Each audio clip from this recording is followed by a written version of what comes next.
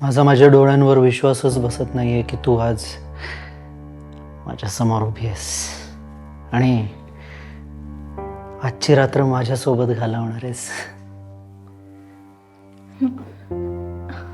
मी एक काय 2 रात्री घालवायला तयार आहे, पण मला पहिले जाणून घ्यायचंय की तू नक्की आहेस तरी.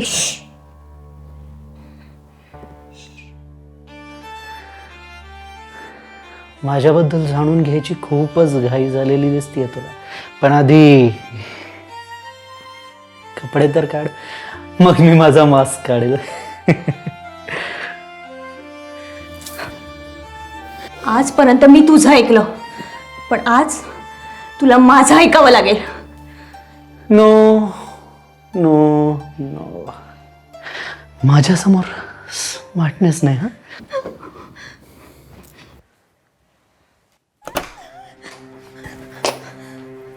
कोण आहे रे? हात कसे आलात तुम्ही? आम्ही कोण आहोत ना हे तुला आत्ता समजेल.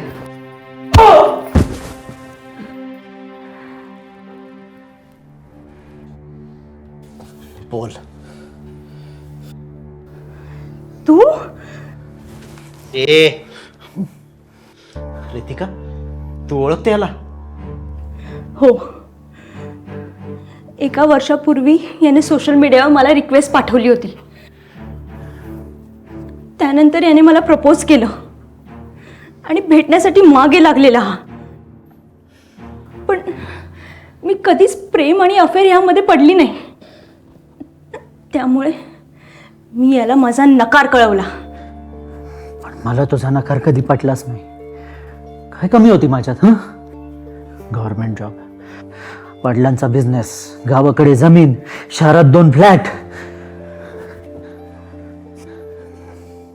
तरी तू मला नकार दिलास.